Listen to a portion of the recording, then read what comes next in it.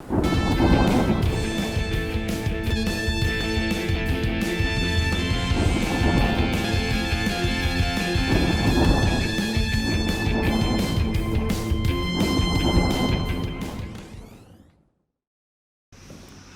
amis et chers ennemis de cette France qui va mal, bienvenue dans ma colère.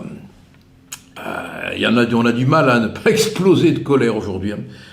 Je vais vous parler du scandale, le mot est faible, des associations dans le traitement de la submersion migratoire. Il aura fallu le drame d'Arras où le professeur Dominique Bernard a été égorgé, assassiné, pour qu'on se rende compte du rôle néfaste de certaines associations.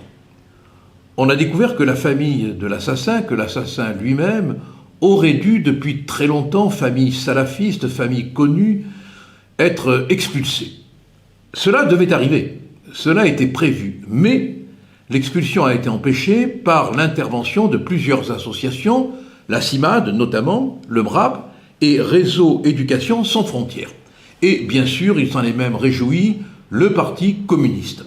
Au dernier moment, le cabinet de Valls, la préfecture ont décidé de ne pas expulser cette famille dans laquelle se préparait de loin, dans les têtes, avant que ce soit dans les mains, l'assassinat d'un Français qui faisait son devoir, son métier.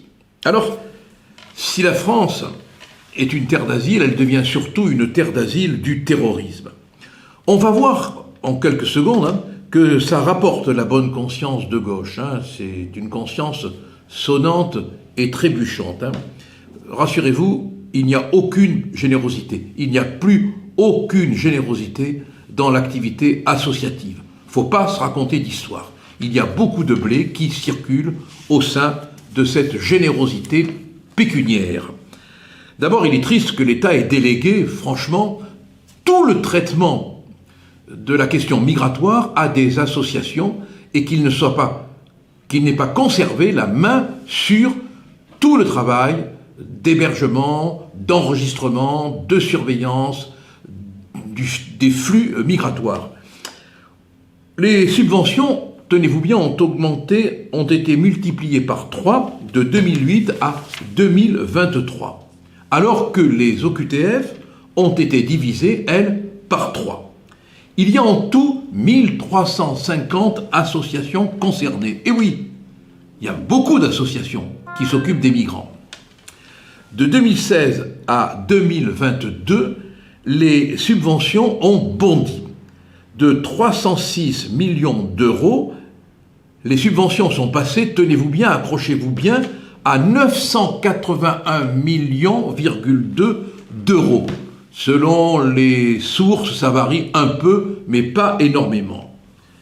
La CIMAD, celle qui est intervenue pour que l'assassin d'Arras puisse rester sur place et commettre son assassinat, elle a perçu en 2002, accrochez-vous là encore, 6,5 millions d'euros. Ces associations travaillent pour maintenir les migrants, pour les faire venir, pour les multiplier. Pourquoi ? Mais pour une raison humaine, mathématique. Plus il y a de migrants, plus on a besoin d'elles. Voilà. Alors on finance finalement des organismes qui, au lieu de traiter la migration, l'accélèrent, l'aggravent, et en même temps on essaye de régler le problème de l'expulsion des migrants frappés par des OQTF qu'on n'arrive pas du reste à exécuter. C'est un écosystème d'associations. Voilà. Alors, on ne sait pas qui touche quoi. Je voudrais qu'on ait le détail pour chaque association et que l'on sache également exactement ce que chaque président d'association, ce que chaque cadre d'association touche comme argent. Quel est son salaire?